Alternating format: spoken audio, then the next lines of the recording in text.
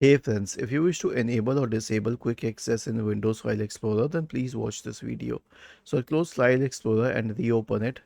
It can either reopen to the quick access menu, which is the home gallery, or to this PC. If you don't want it to open to the home gallery, then click on these three dots here, select options, and then change it to this PC. Click on apply and then on OK. I'll show you what happens now. When you open it, it will open to this PC. Now click on these once again and select options. You can also uncheck these three boxes.